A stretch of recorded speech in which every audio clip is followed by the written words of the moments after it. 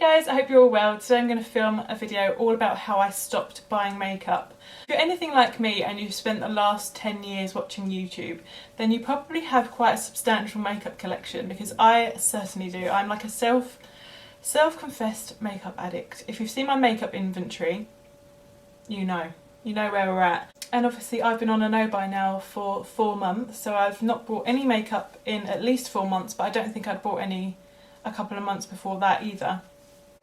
And I feel like it's only apt to film this video now because I literally, last night I had my first sort of weakness, if you will. I really had the urge to buy makeup last night, and it's because Jaclyn Hill came out with some lip products and I hadn't watched the sort of reveal video for it. I'd put it off and I watched it, and I literally knew as soon as I was going to put that video on that I wanted to buy one of her new liquid lipsticks. And then that led me on like a downward spiral, because I was like, oh no, but I've wanted a Vive lipstick for much longer because they've been out longer, which is Jamie Genevieve's brand. And I've wanted like a product from Vive for so long, for like 6 months. And then all of a sudden I'm sitting there thinking, oh, but I want a product, I want a lip product from Jaclyn, and then I need a lip product. I literally don't need any lipsticks. I probably have shades that are exactly the same as the ones I wanted to buy last night, and thankfully it was like really late last night. I think it was like 11:30, and I just went to bed and sort of forgot about it. And now I've woken up today and I'm so glad I didn't like impulse purchase anything, because it would have ruined my no-buy and it wouldn't have been worth it. And I was looking on the actual Jaclyn Hill Cosmetics website, and it ships to the UK, but it's like $20 shipping.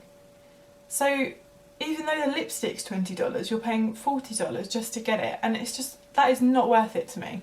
So anyway, I wanted to give you some top tips on how I stopped buying makeup.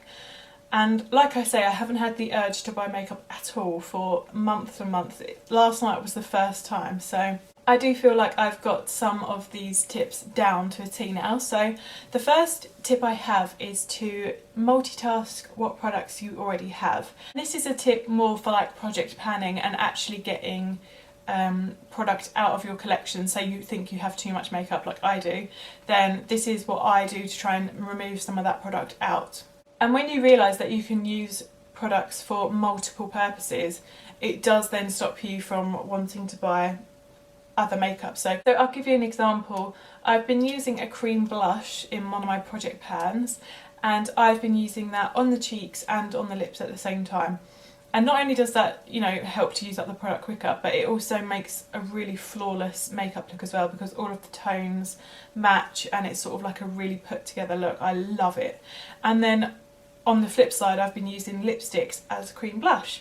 So this one, for example, this is an old MAC lipstick from the Ellie Goulding collection, and I love to use this one on the lips and the cheeks as like a multi-toned look, because it's like a really lovely corally pink colour.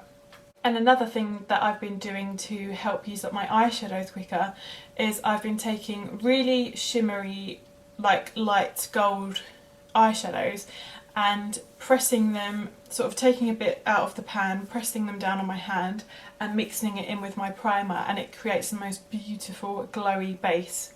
And like I said, once I've started doing that, I'm thinking, oh my god, I definitely don't need to buy any cream blush, because I can literally match my blusher to my lipstick and it looks perfect.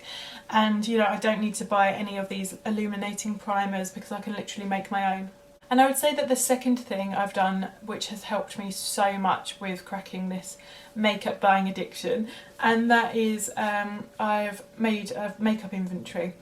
I will link mine in the description box below if you haven't already seen it, but just having it down in writing really forces you to sort of realise that you don't need anything.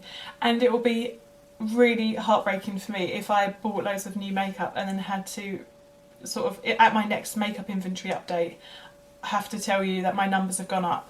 I would just absolutely hate that. So that has helped me to really stay focused on decreasing my numbers and not increasing.